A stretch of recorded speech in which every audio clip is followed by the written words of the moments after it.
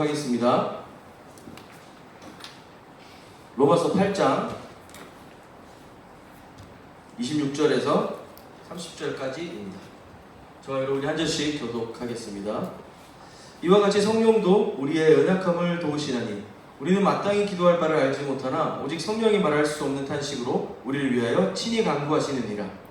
마음을 살피시는 이가 성령의 생각을 아시나니 이는 성령이 하나님의 뜻대로 성도를 위하여 간구하시니라. 우리가 알거니와 하나님을 사랑하는 자 곧 그의 뜻대로 부르심을 입은 자들에게는 모든 것이 합력하여 선을 이루느니라.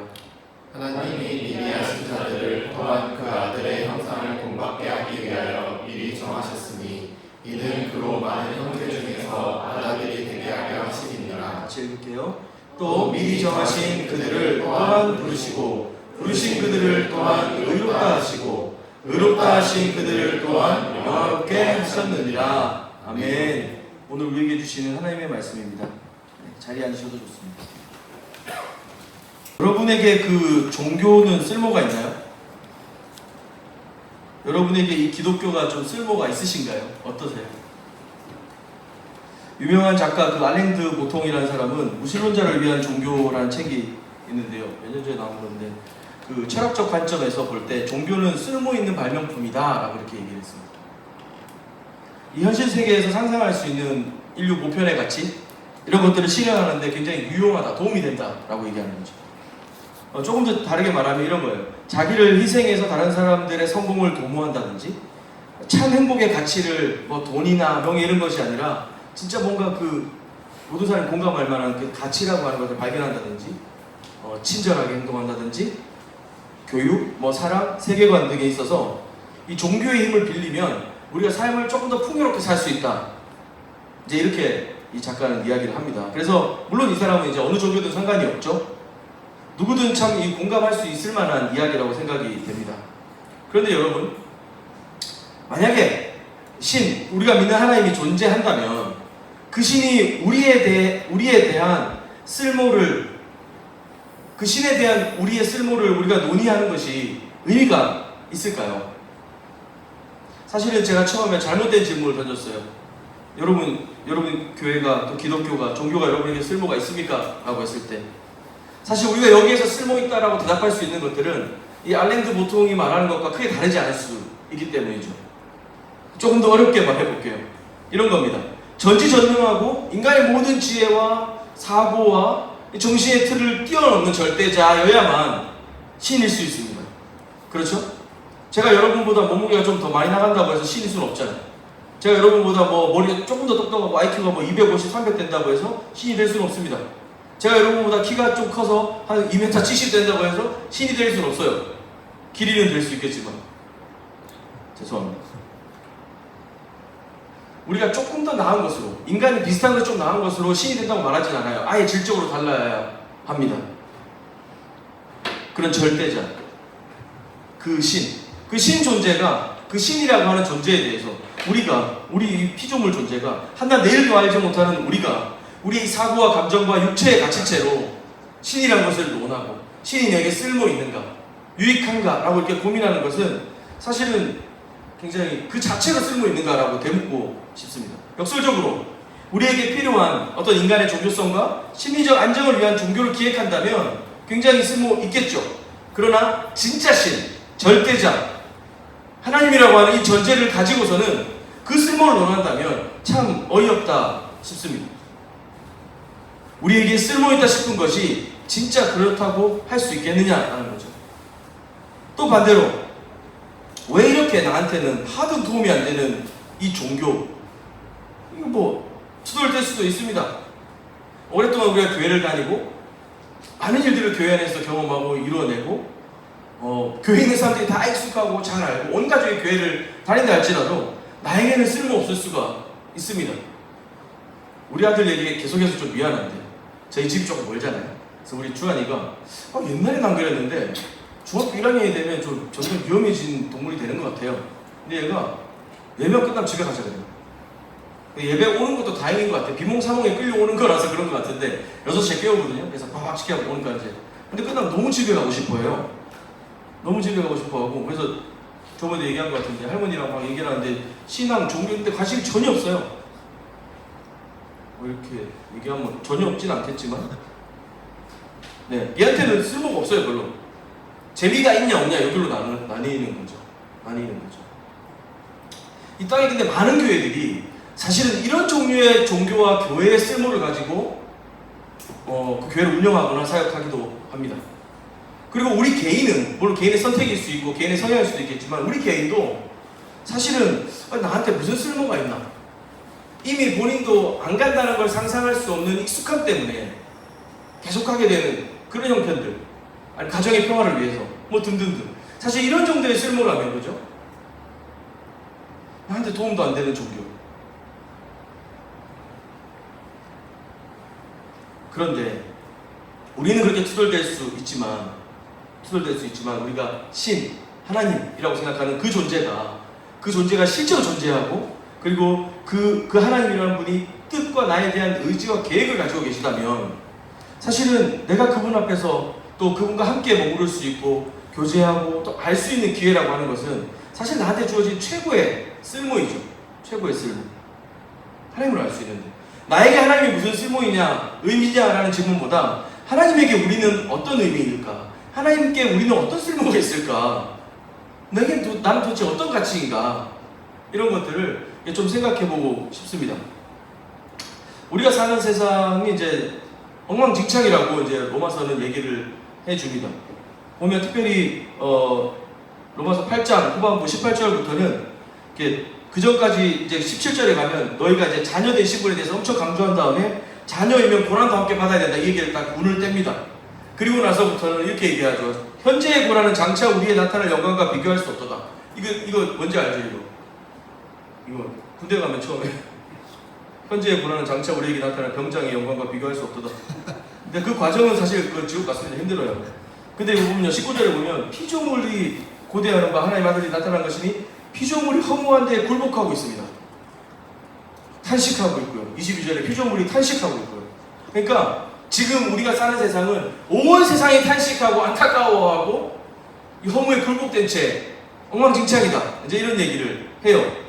사실 이 신앙의 진지한 질문을 하는 데 있어서 성경은 너무 솔직하다 싶어요.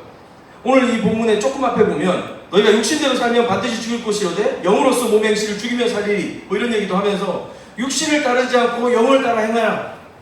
영의 생각은 생명과 평안이다. 등등등 이런 얘기를 합니다. 그런데 지체 없이 온 만물이 탄식하고 그걸 아는 우리도 탄식하고 있다. 뭐 이렇게 얘기하는 거죠. 예수 믿고 구원받는 이야기를 하는데 이 로마서 내내 구원에 대한, 복음에 대한 얘기잖아요. 그런 얘기를 하는데 좀 긍정적이고 신나는 얘기들을 좀 하지. 뭐 조금 이렇게 뭔가 좋은 척 하다가 근데 고난이 디폴트야 얘들아 이러면서 그런 얘기를 하고 온 만물이 금식하고 있어. 아니 탄식하고 있어. 금식은 아닙니다. 탄식하고 있어. 절망하고 있어. 막 이런 얘기를 성경이 너무 솔직하게 하고 있죠. 예수 믿고 구원받는 이야기 하는 중인데 뭔가 조금 더 개선되고 나아지는 이야기를 해야 되는데 그죠? 엄청 어릴 때 교회를 다니기 시작하신 분들은 돌아보면 아쉬운 게 한두 가지가 아닙니다. 잘 생각해보니 예수 믿으면 구원받는 것까지는 나한테도 도움이 되는 것 같아. 도움이 되는 것 같은데 그 다음이 문제잖아요. 이제 그래 예수 믿고 구원받고 그 다음이 평탄하고 성공적이고 뭐가 계속 잘 되고 이래야 되는데 안 그렇다는 거예요. 심각한 경우에는 아무 변화도 느껴지지 않고 느낌 자체가 없기 때문에 이거 불편한데 이것도 하면 안 되고 저것도 하면 안 되고 막 그런 거 있잖아요. 우리 안에 불문율 같이 막 그런 것도 있다 보니까 또 이게 뭐 모른 척 하기 또 그렇고 이거 어떡하지?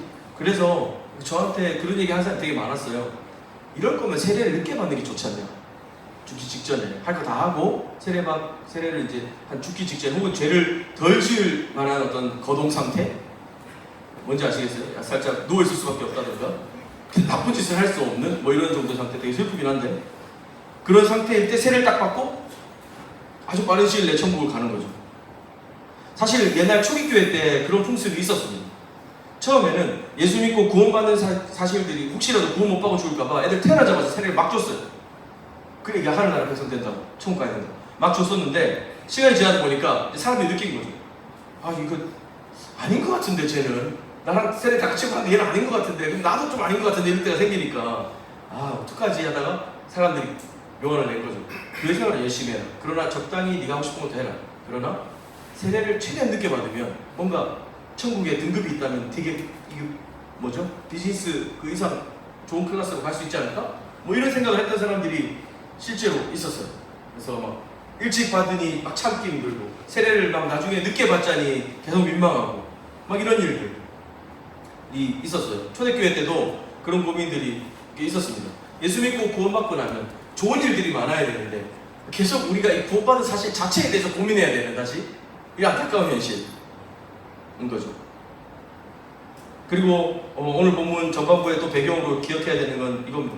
우리가 믿음으로 의롭다함을 얻었어요. 그래서 원수였던 우리가 하나님과 화목하게 되었고 진노를 벗어나 구원을 받을 것이다 라고 이야기를 합니다. 근데 그 길이 클릭 한번 하면 어디 등록돼가지고 딱 해결되는 그런 게 아니라 이 이스라엘이 홍해를 건너서 광야를 지나고 약속의 땅을 가기까지의 여정이고요. 고난 속에서 하나님께서 우리를 인도해 가시고 자기 백성답게 빚어 가시는 과정이 있더라는 거예요. 그런데 이 고난이라는 것이 참 그 온 피조물이 허무한데 굴복하여 탄식하고 있고 우리 세계 모두가 탄식하며 함께 겪고 있습니다. 전 우주적 탄식이 일어나죠. 지금 로마서에서 바울은 그 얘기를 하고 있습니다. 쓸모를 찾기는커녕 한숨만 나오는 우리의 삶인 거죠. 피할 수 없습니다. 우리가 가끔은 나는 뭐 예수 믿는다고 해서 그렇게 달라진 건 없는데 그 균형 있게 잘하면 되지 않아?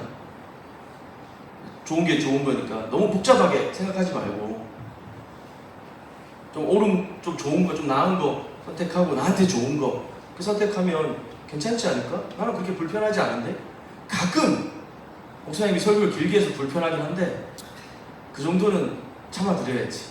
저분도 뭐 직업이니까 뭐 이런 생각하면서 그냥 편안하게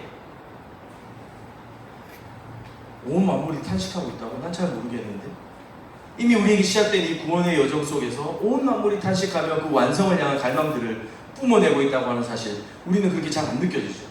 제가 여러분에게 여러분 예수 영접했습니까? 물어봤을 때 그 의미가 뭔지 잘 몰라서 그렇지 설명을 해드리면 대체로 그런 것 같은데요 라고 대답할 겁니다. 그런데 여러분 삶에 이 온 만물이 탄식하며 그 갈망하고 있는 그날에 대한 소망이 있습니까? 라고 얘기했을 때 여러분은 잘 모르겠는데요. 그렇게 고난까지는 아니고요. 저는 아직 잘 몰라요. 이런 사람들이 더 많을 겁니다. 어린아이가 있습니다. 이게 뜨거운지 잘 모를 수 있기 때문에 막 만질 수도 있어요. 만지지 말라고는 하겠지만 어른들이 안 볼 때 만질 수도 있습니다. 어리니까요. 마냥 놀기만 할 겁니다. 애기니까, 아이니까. 아이 스스로는 아무 염려나 걱정이 없다고 한들 그 주변에 위험이 없는 것은 아닙니다.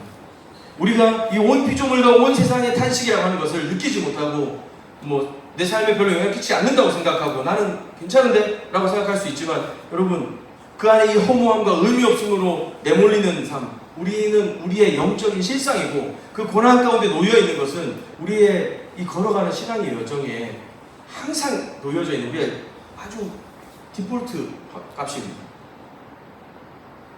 바울은 그 탄식을 한 번 더 설명하는데요. 26절입니다. 같이 한번 읽어볼까요? 시작.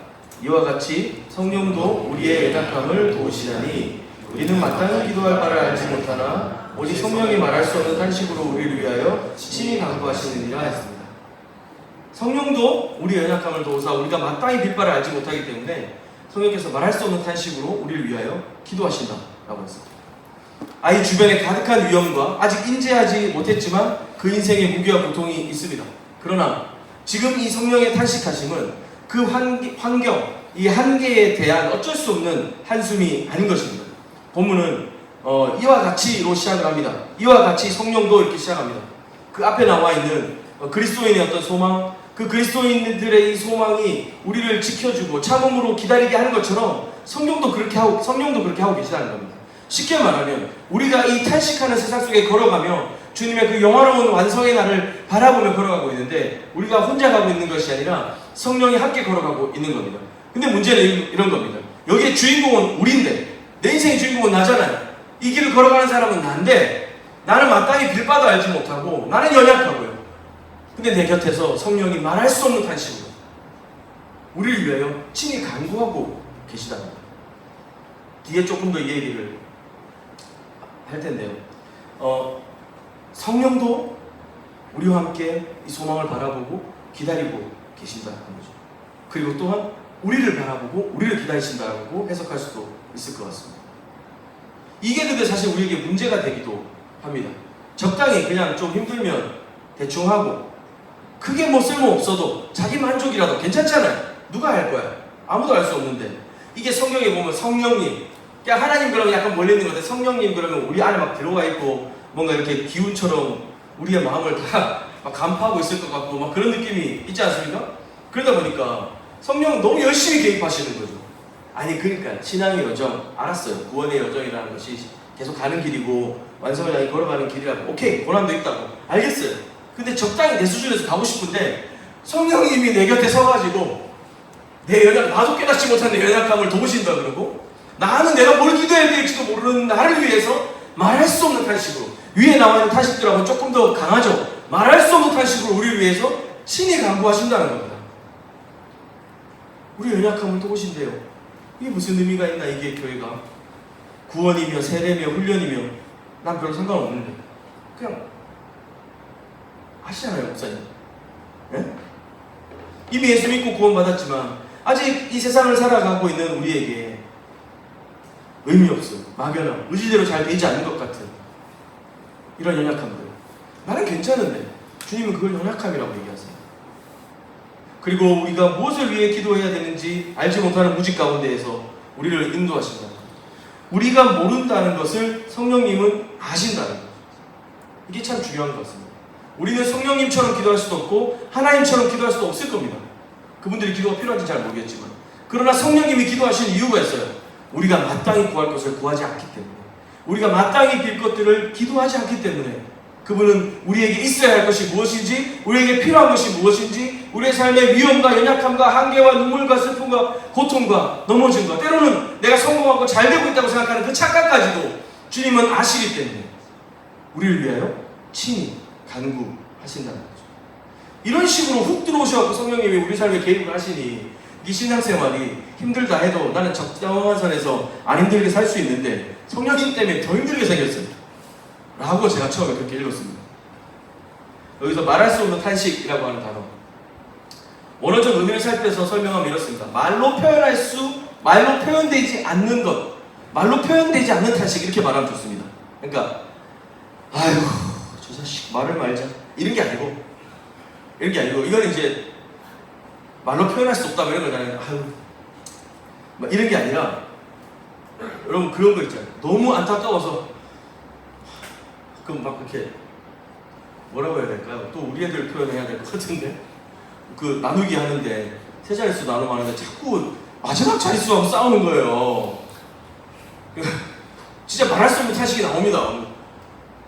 맞군 이러면서 이제 왜 맞잖아. 그래서 지게 겁먹고 맞잖아 계속 웃기거든.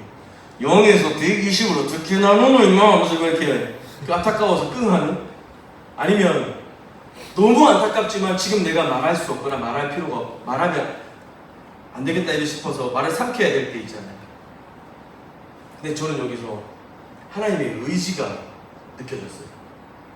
그냥 너무 말 안 듣는다.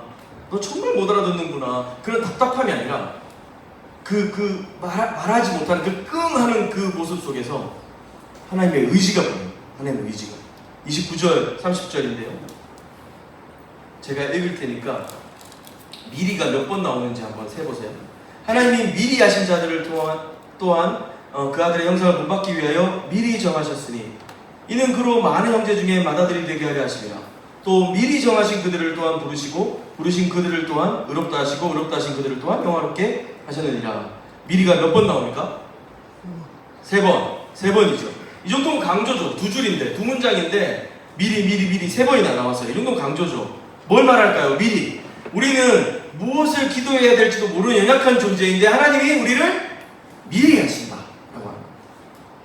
우리의 어떤 간구, 헌신, 노력, 결단, 이해, 훈련 그 다음에 하나님이 우리를 너 이제 좀 아는구나 라고 생각하시는 게 아니라 하나님이 우리가 그분에 대하여 행하고 이룬 보상들을 주시는 것이 아니라 예수 형상을 본받게 되는 것, 의롭게 되는 것, 그러니까 하나님과 관계가 바르게 된다는 거죠. 그리고 영화롭게 되는 것, 마지막 날에 하나님과 같이 되는 이 영광스럽게 변하는 것, 이 완성, 이 모든 것을 하나님께서 미리 아셨고 그것을 미리 준비하셨다는 겁니다.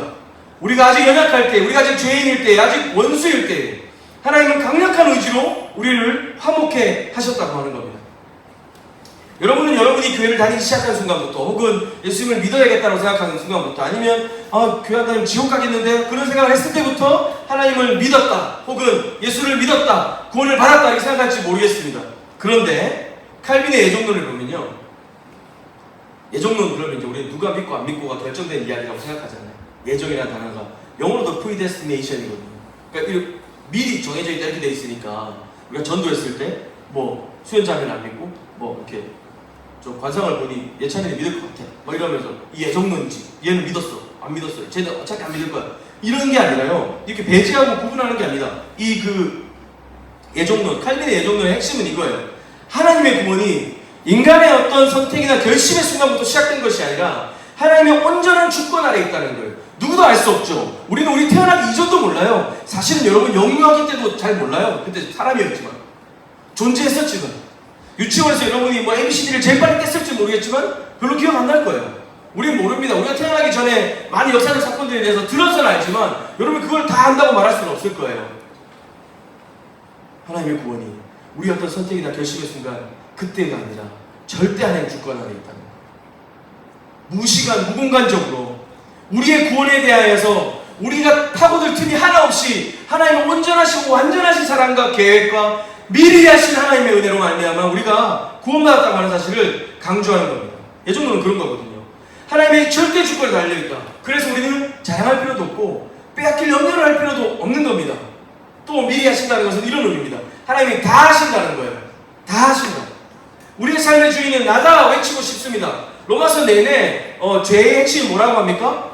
하나님 통치를 벗어나는 거죠. 내가 주인이 되고 싶은 삶이라고 말합니다. 내가 내 인생의 주인은 나다 마음껏 외치고 살아보고 싶지만 우리 삶을 향한 뜻, 목적, 궁극적인 가치를 우리 스스로 만들어낼 수가 없습니다. 우리는 그 무언가를 만들어내고 이뤄냈다고 믿지만 사실 그건 그 다음이 있죠. 그리고 그 다음을 성취했다고 믿지만 또 그 다음이 있습니다. 나는 내가 가진 것에서 가장 만족하고 자족하며 모든 걸 성취했다고 생각하지만 그보다 그 다음 양상이 있는 것이 우리 인간입니다. 그래서 만족할 수 없어요. 그리고 그 궁극적이고 근원적인 가치나 의미라는 것을 우리 안에서 찾을 수는 없습니다. 그러나 하나님께 있습니다. 그분이 미리 정하셨습니다. 그 아신 자들을 부르시고 의롭게 여겨주시고 영화롭게 여겨주셨습니다. 심지어 여기서 영화롭게 하셨다라고 하는 단어는 주일날 오후에 죄송하지만 have PP 완료형을 쓰고 있어요. 영화롭게 되는 것은 미래에 일어날 일입니다. 맞죠? 미래에 일어날 일이에요. 마지막 날 완성되는 그날에 일어날 일입니다. 근데 이거를 바울은 완료형 동사를 써버렸어요. 그날이 아직 오지 않았지만, 그러나 하나님은 그 완성까지도 우리의 공로나 수고의 노력에 달려있는 것이 아니라 값없이 미리 하신 하나님의 그 은혜로, 주님이 먼저 그 은혜로 우리에게 베풀어 주시고 보호하시고 완성시키시고 끝까지 이루실 것이라는 강력한 의지를 보여주시는 거죠.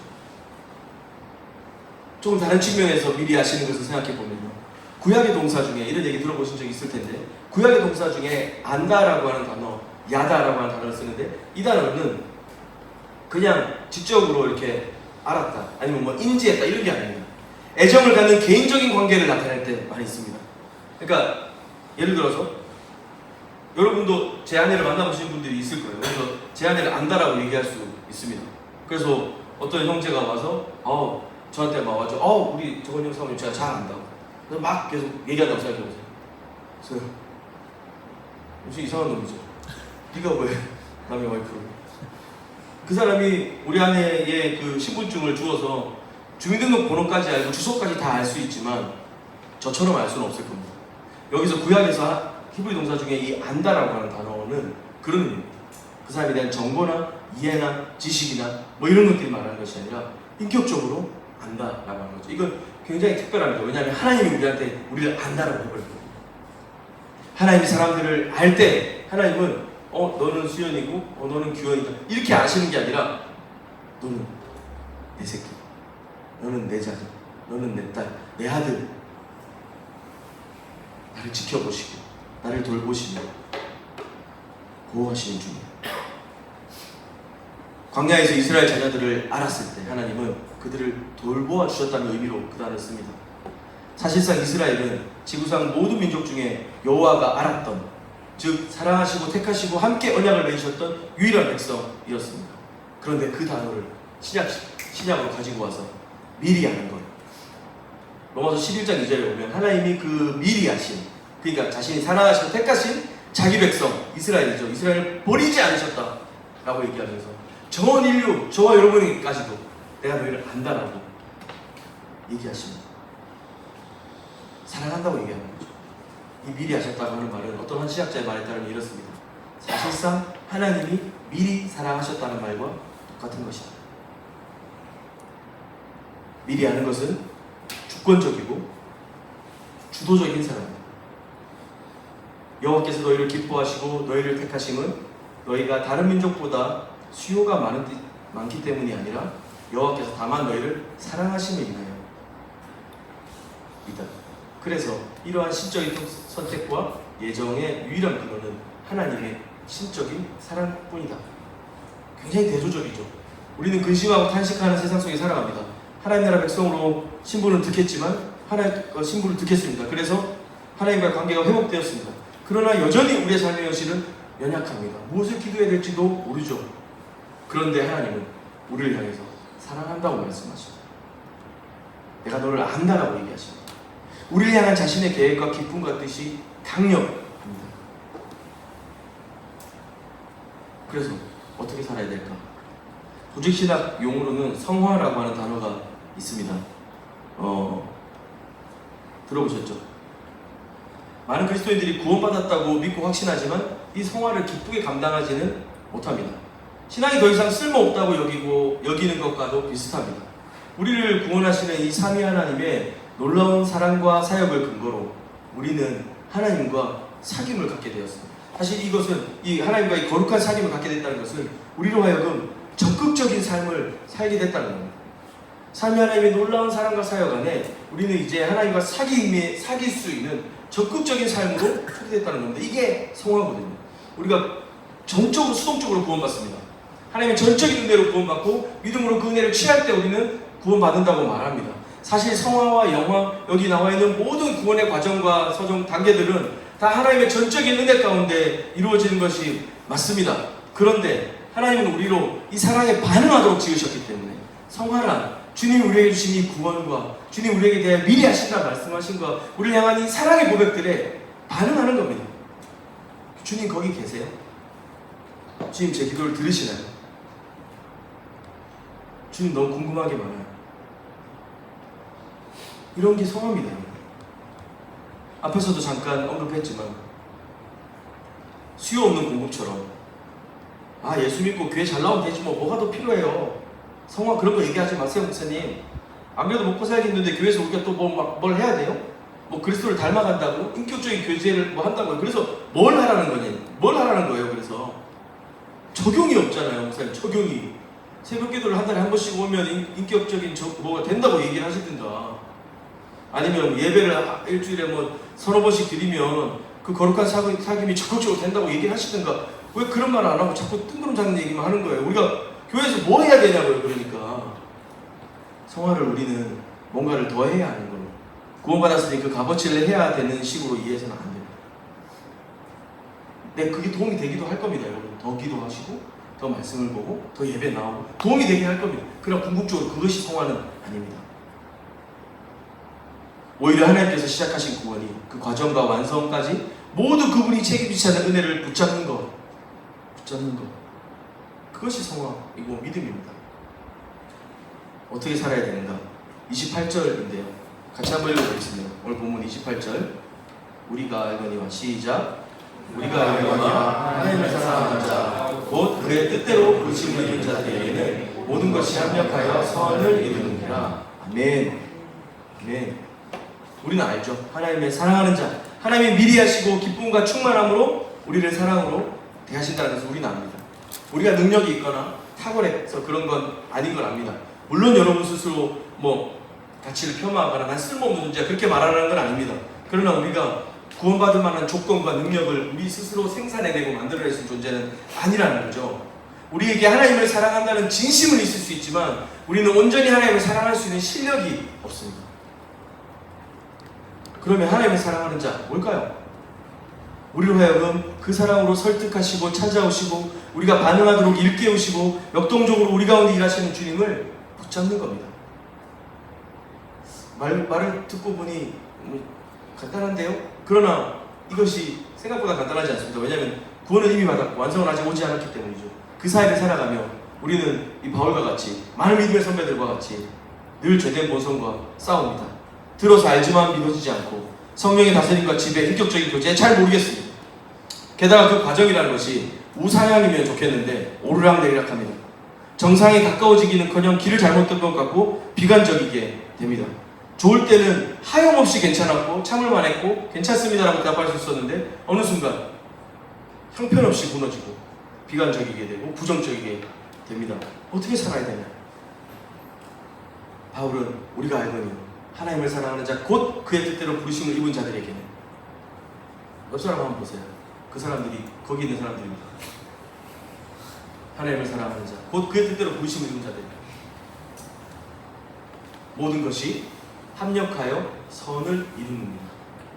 모든 것이 합력하여 선을 이루느니라. 모든 것. 바울이 이 모든 것이라고 했을 때는 우리가 계산해 볼 수 있는 100개 중에 뭐 101개, 102개 정도 말하는 게 아닙니다. 우리의 범주를 넘습니다. 우리가 아무리 열심히 살아도 모든 것을 다 할 수도 경험할 수도 기획할 수도 없듯이 우리를 넘는 일입니다. 우리가 최선을 다하고 뜨겁게 기도하고 진정성 있게 봉사하는 것으로 아무리 때려 박아도 그 모든 것을 다 담을 수 없고 다 닿을 수가 없습니다. 반대로 우리가 아무리 열심히 사고를 치고 떠나려고 애쓰고 거절하고 밀어내어도 무시하고 모른 채 하고 피하고 싶고 회피하고 싶고 저 그런 사람들 많이 만났습니다. 오랫동안 신앙생활을 해왔지만 주님 만나는 걸 너무 두려워합니다. 자신이 삶에 부끄러운 게 있거나 자신의 삶을 들여다보이기가 뭐 민망해서가 아니라 그동안 오랫동안 그냥 그렇게 지내왔던 자기 자신을 직면하는 것이 너무 고통스러운 거죠. 저도 누가 저한테 고등학교 2학년, 3학년 이럴 때 신앙 조언할 때 너무 싫었었습니다.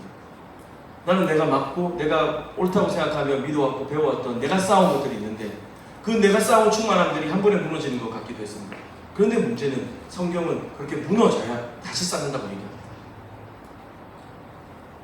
이야기하죠. 모든 것.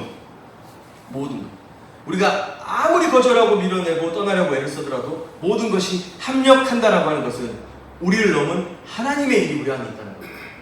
우리가 아무리 굉장한 삶을 살더라도 우리가 아무리 엉망진창으로 살더라도 아무리 실망하더라도 아무리 기대를 걸더라도 우리의 삶의 자리는 바로 이 말씀입니다. 모든 것이 합력하여 선을 이룬다는 거예요. 인생이 다 끊어지는 것 같고 파편 같고 망가진 것 같고 아니 내 수준에서 내가 뭐가 있겠어. 그러나 하나님은 자기 수준으로 이 파편들을 구석구석 모으셔서 다 끌어모으셔서 선으로 이루십니다. 선으로 이루십니다. 또 한편으로는 이 합력하여 선으로 이룬다는 것은 굉장히 강력한 메시지거든요. 다시 말하면 우리의 어떤 실패와 연약함에도 하나님은 반드시 자기 뜻과 계획을 관철시키시겠다는 거죠. 소극적으로 우리는 하나님을 거절하고 무시할 때가 있지만 적극적으로 주님을 미워하고 교회를 미워하고 신앙이 쓸모없다 생각하고 성령님 따위, 예수님 따위, 성경 따위 내 삶에 아무 의미 없는 것처럼 적극적으로 그분을 거절하고 밀어내보지만 성경은 말합니다. 모든 일을 합력하여서 선을 이룹니다. 피할 수 없습니다. 하나님 그 뜻을 이루시겠다고 하시는 겁니다. 우리에게 있는 모든 것이 합력하여 선이 되게 하시겠다는 선언이죠. 복음이기도 하고 우리 삶에 대한 강력한 도전이기도 합니다. 기초양육반 훈련반이 이제 곧 마무리됩니다. 기초양육반이 이제 끝났고요. 자 이제 끝났으니까 다음 코스 이런 건 성화가 아닙니다. 지금 여러분한테 그 얘기하고 싶은 게 아니에요. 어느 순간 여러분은 그런 일을 열심히 하다가도 권태에 빠지거나 이게 다 무슨 쓸모있나 이런 생각을 할 겁니다. 그리고 여러분이 조금 알게 되고 여러분보다 조금 모르는 사람들이 생기면 여러분 더 이상 그 일에 에너지를 쏟거나 기뻐하지 않을 겁니다. 어떤 필요에 의해서 여러분이 어떤 관계 안에서도 그렇지만 관계가 그렇듯이 여러분 어떤 필요에 의해서 지위에 따라서 달라지고 이익에 따라서 얼굴 돌리고 하는 거 지치잖아요. 그죠?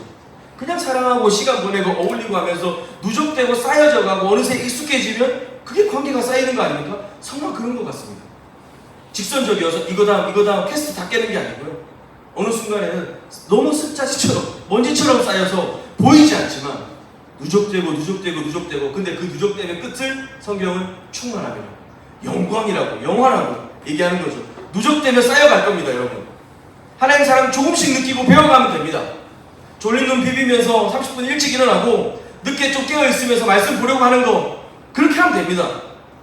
기도 막 시간 내서 기도하면 좋지만 버스 타고 가면서 괜찮아요. 대단하지 않아도 됩니다. 깊이는 나중에 가져가는 겁니다. 열심히 하고 반복적으로 하고 그렇게 누적되는 사람에게 깊이가 생길 거예요. 온갖 훈련 받고 봉사 받고 사역해도 안 쌓입니다, 여러분. 안 쌓입니다.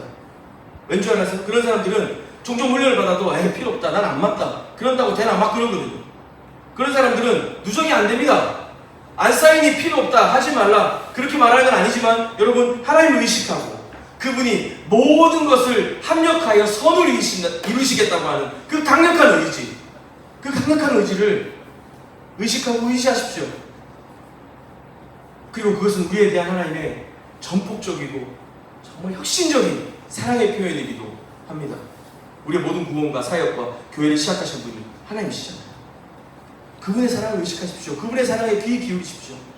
어느 날, 어느 코스, 어느 훈련, 어느 봉사 마치면 갑자기 나은 사람, 그런 성화 없습니다. 가끔 있는데 그런 거 사모하고 구하지도 마세요. 왜냐하면 보통 그럴 때는 가장 소중한 것을 잃거나 큰 어려움을 당하거나 그런 일이 생기니까 그런 거 구하지 마세요. 매일매일 혹은 좀 잊었으면 오늘이라도, 오늘 너무 힘들면 내일이라도.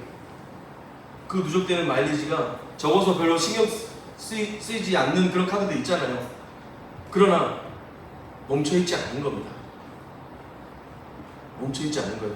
어느 날 문득 자신의 더딘 성장과 변화, 이런 것들, 성화 이런 걸 보면서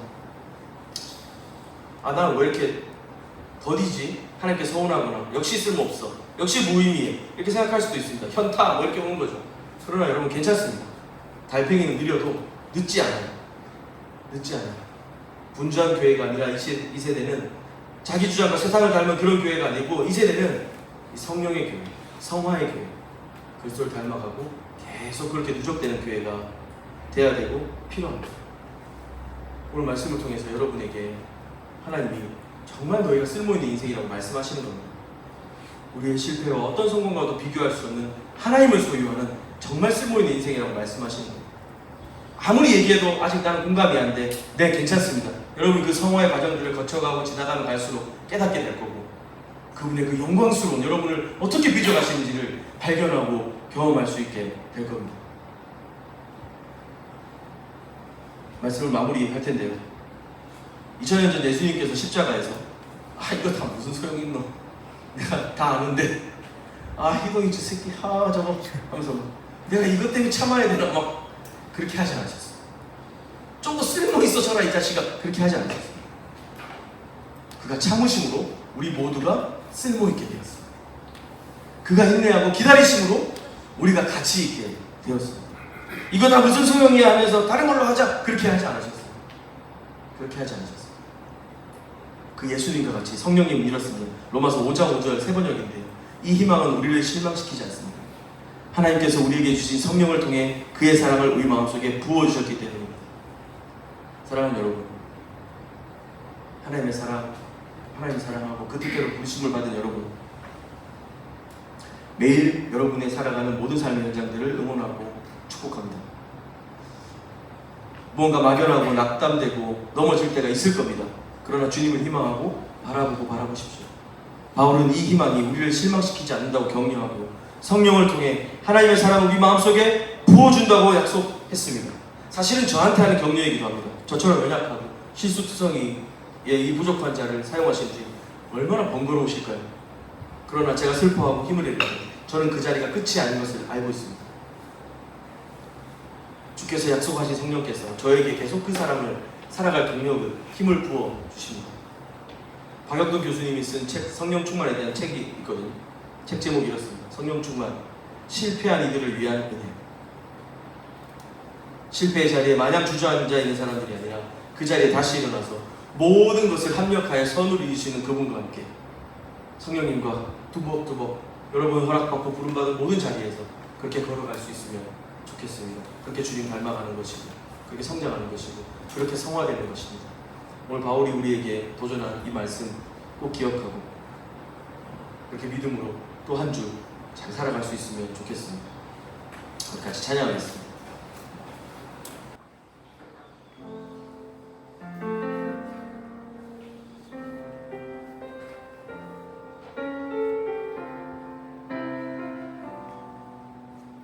오늘 이곳에 계신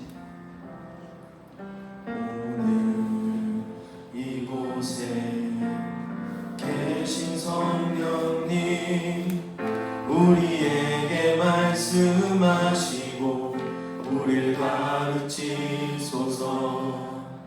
닫힌 우리 맘 열어주시고 주의 빛으로 밝혀 우리를 인도하소서. 주님보다 앞서지 않고 겸손하게 주님의 말씀 기다리니 주님 손에 우리를 드립니다. 사랑으로 인도하소서.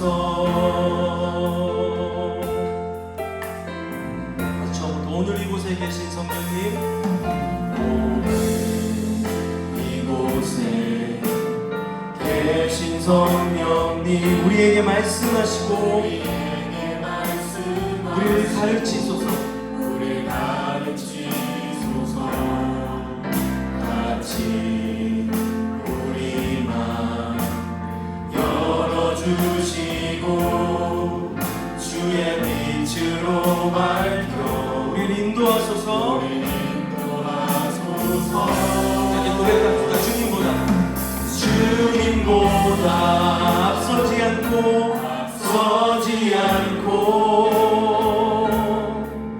겸손하게 주님의 말씀 기다리니 주님 손에 우리를 드립니다. 사랑으로 인도하소서. 주님보다 앞서지 않고 겸손하게 주님의 말씀 기다리니 주님 손에 우릴 드립니다. 사랑으로 인도하소서.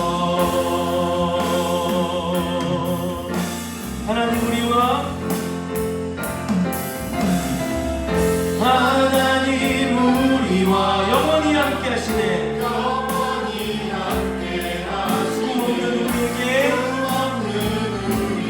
그 나라 보여주시네. 연약한 자들의 친구가 되어주시고 힘없는 우리의 인생을 위해 한 번 더 하나님 우리와 영원히 함께 하시는 주님 꿈없는 우리에게 그 나라 보여주시네. 연약한 자들의 친구가 되어주시고 힘없는 우리의 인생을 위로하시네. 이 시간 같이 기도할 때 먼저는 성령 충만을 위해서 기도했으면 좋겠습니다.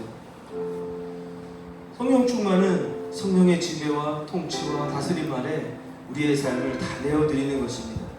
그리스도께 우리의 삶을 내어놓고 쏟아놓고 그분이 다스리도록 하실 때 성령님은 우리의 삶에서 우리의 삶을 주도하시고 이끄시고 인도해 가십니다. 여러분 이 시간 그렇게 주님께 성령 충만을 구하며 성령님 미처 내가 알지 못하는 기도도 내가 연약하여 내게 어떤 필요가 있는지도 깨닫지 못하지만 성령님 당신이 하나님이시고 내 삶의 주인 되어 주셔서 가장 합당한 삶으로 나를 이끌어 주실 것을 믿습니다. 주님 그렇게 나를 보호하시고 돌보시며 참 은혜로 평안 가운데 우리의 삶을 위로하시고 붙드실 것을 믿습니다.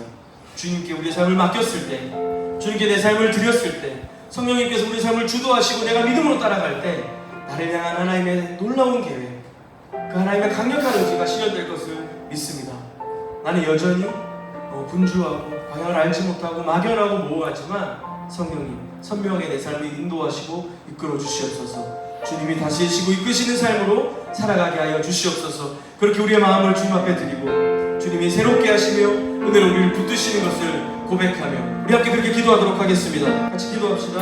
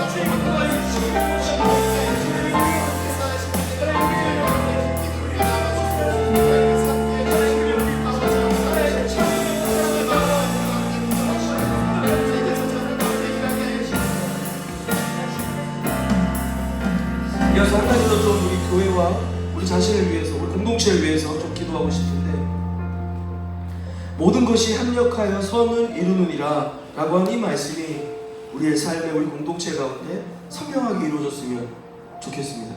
여러분 중에 많은 어떤 취업과 또 진로와 고민들 속에서 답답하고 막연한 실패자 같고 마음이 공고하고 지치는 사람들이 있을 겁니다. 하나님 그 시간을 헛되게 하지 않으실 것입니다. 하나님 그 시간을 모든 것을 협력하여 선을 이루실 것입니다. 혹시 여러분 중에 여러분이 잘나고 여러분이 좋은 부모님을 만나고 좋은 환경 속에 있어서 남들보다 좋은 기회를 얻어서 조금 나은 삶이십니까? 여러분 그 또한 하나님의 통치 아래 있는 것을 아십니까? 하나님께 그 모든 것을 더하셔서 선으로 이끄시고 회복시키시고 만드실 것입니다. 우리가 알거니와 하나님을 사랑하는 자 곧 그의 뜻대로 부르심을 입은 자들에게는 모든 것이 합력하여 선을 이루느니라. 아멘.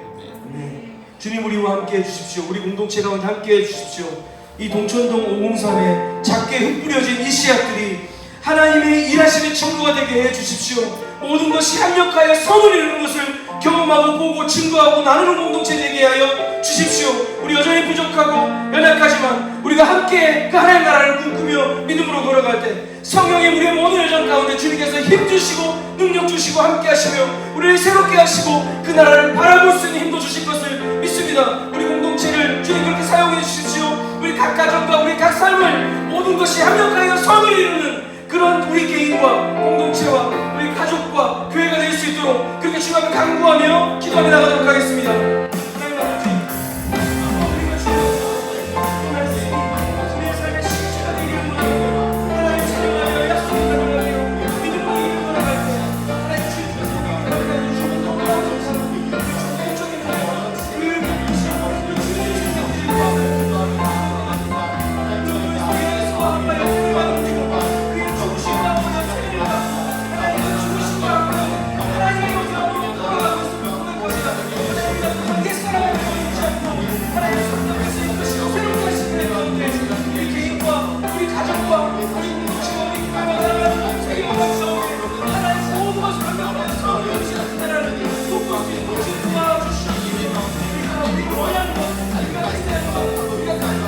하나님 주님께서 우리에게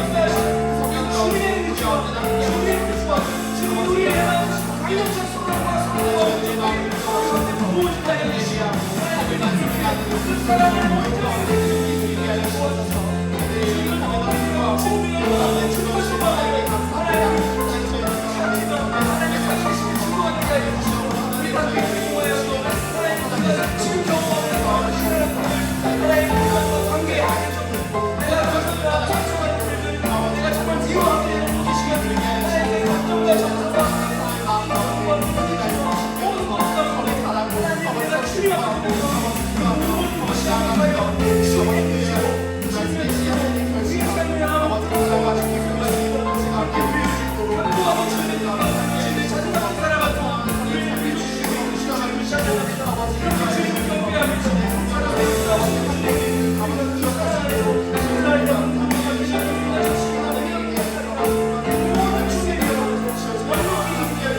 하나님 그 주님의 주님의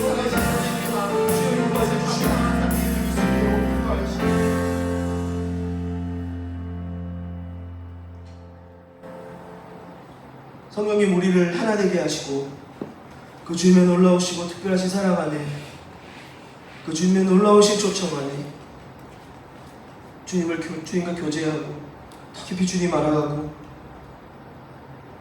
주님 우리를 향한 그 놀라우신 계획과 뜻을 발견해가 서로를 향한 하나님의 그 특별하신 사랑과 애정들을 그 관심들을 나누어가며 때로는 우리가 사단의 정죄와 이 세상의 어려움들 속에서 넘어지기도 하고 실패를 경험하기도 하고 눈물을 경험하기도 하겠지만 이 모든 일에 우리를 사랑하시는 이로 말미암아 넉넉히 이기는 것을 고백하게 하여 주시옵소서. 모든 것이 합력하여 선을 이루게 하실 우리 주 예수 그리스도의 이름으로 기도합니다. 아멘. 함께 자리에 일어나서 예간의 찬양 드리겠습니다.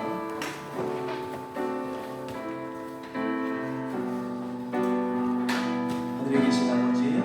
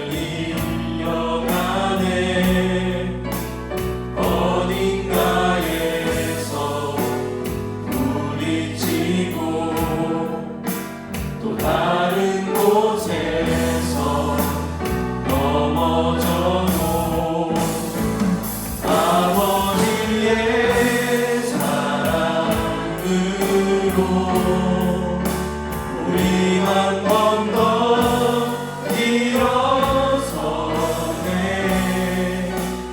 하늘의 마음이 닿을 수 있도록 그 사랑이 이곳에 온전히 흘러가도록.